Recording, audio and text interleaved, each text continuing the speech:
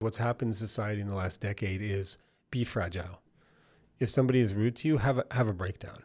Like everything about what we've been creating in people. That's not the message. The message No, is... no. Can I finish? Yeah. It is the message. Let me say. Okay. All right. It's been, people have become fragile and weak, but anti-fragile says you must be able to deal with black swan events, with events that you're not expecting. But if you don't build up resilience through struggle, through friction points, when a bad event happens, you are going to be dusted. And that's going to happen in industries and businesses and professions, right? So all of the messaging we've been getting in the last 10 years, especially to some of the younger generations, be fragile.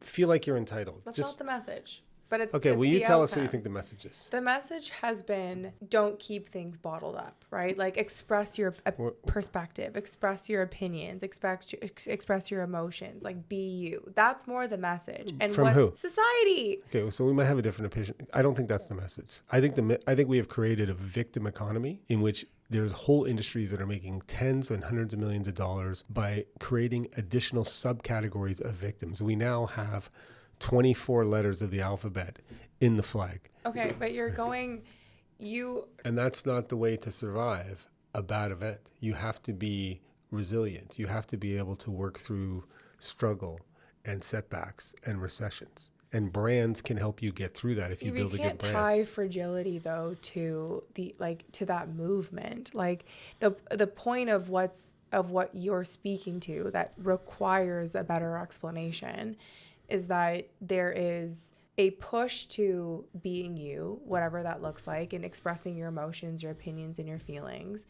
And with that inch, there's been a mile that's been taken, and that there is a massive gap of where now business and brand owners don't think any of these things are wrong per se on the face of it. So are you saying that society in the last 10 years hasn't encouraged people to get 100 times the amount of trauma dogs and therapy dogs and survivor dogs? Society isn't telling me to get a trauma dog. No. They're making it okay to do it if somebody hurts your feelings. They're allowing avenues and channels for people who want to pursue, and there's more people that are pursuing which is not resilience. That's not the conversation on the brand owner or the business owner, right? Like what business owners are struggling with is they've tried to pander to a ton of different emotions and opinions. The internet is overwhelming. You don't want to be canceled. You don't want to talk about what you care about. You've been trained and raised to not talk about politics and sex and all these different controversial topics.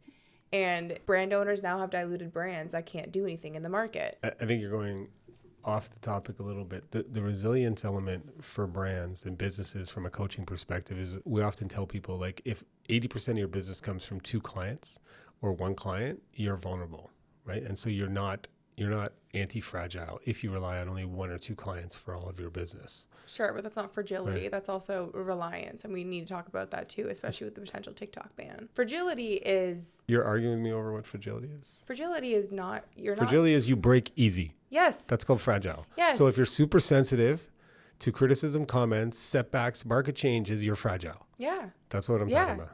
But that's not also the over-reliance on TikTok. That's not really fragility. You're stretching the fragility definition. is if you're on one platform only and that platform shuts down, you're not resilient. Yeah, but you're stretching the definition. What you said. Where did I stretch it? Because what you said before is more relevant.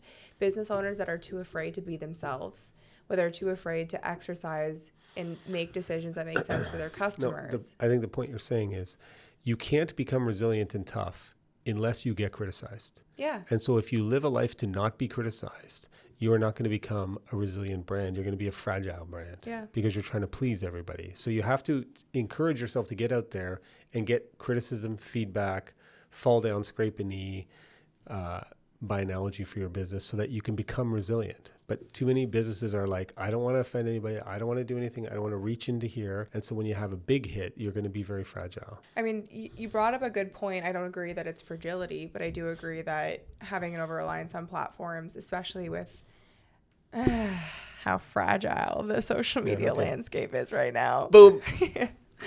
But one of the things we're going to talk about in the news segment is that the TikTok ban is being extended, right? And TikTok has been very odd, and it was a big wake-up call for us because TikTok was our main platform. It was the easiest to get started on. It felt the less like I was I wasn't like ruining my brand on Instagram for the people that knew me initially. So like it was the safest. From a social embarrassment standpoint, it was the easiest from a best algorithm standpoint, but I'd never really watched a platform like come and go like that, especially when like at the rate that it was, like YouTube, Instagram, Facebook, they stuck around. And it just shows you that everything in the world right now is fragile, right? And being over reliant on anything is stupid. And we've been working with an amazing business coach who we're going to be doing actually a segment, an in-person session in Austin. And Dallas. Yeah. And Dallas. There's more to come, but those are the first ones that are being announced. We're thinking it's going to be June 12th, 13th, 14th, 15th. But we're going to be doing a business branding and leadership masterclass. It's like an 8:30 to 12 segment. So come if you'd like to come. But we were talking with him, and his name is Glenn.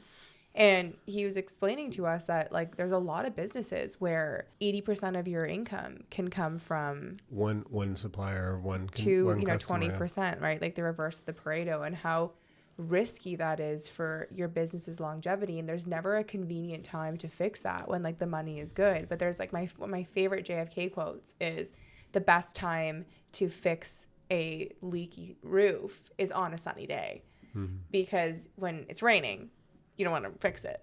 I'm sure that was obvious to most people, but I just wanted to give my ad-lib storytelling. That was JFK. I think it was Jack Black and Nacho Libre. It wasn't.